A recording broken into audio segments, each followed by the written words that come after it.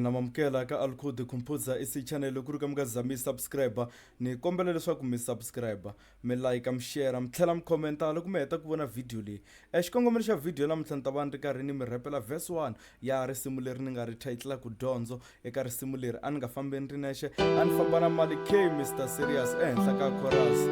i xitori risimu leri ta veka na link ya rona ka top comment.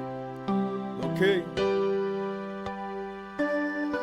tidyondzo ta khale na ta sweswi swi hambanile, swilo swi cincile, thekinoloji anamili, leswi swi nga endleka swi ni siye nhlamarili. A hi swikolo hinkwaswo masiku lama swi nga nawini, a ku ri na jaha rin'wana tlharihile xikolweni, mathicara hinkwama ma ri tekela enhlokweni, a ri ri na manyunya ri vona lava ne bodleleni, hi vutlhari bya rona titwongerile moyeni, a ri ri na makatla kambe buku a ri hlaya, a ri nga jikajika ri ti tshamela ekaya, mintirho ya rona ya xikola ku ri yo basa, swilo swi fambe kahle ntanga khume ri ve ri pasa, hi vutlhari bya rona va rendlele na swiphato, a rhume hi swinyeletani ka tidyondzo hinkwato, tiyunivhesiti to tala hi ya to rilwela, kambe rona ri hlawuleli nga tshembisa ku hakela.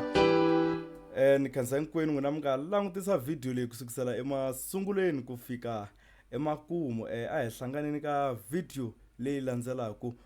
Mi nga rivali ku subscribe na ku layita notification ku endlela leswaku loko ni ta posta verse 2 mi ta kota ku vona video ya kona. Inkomu, ni khensa nkarhi wa n'wina.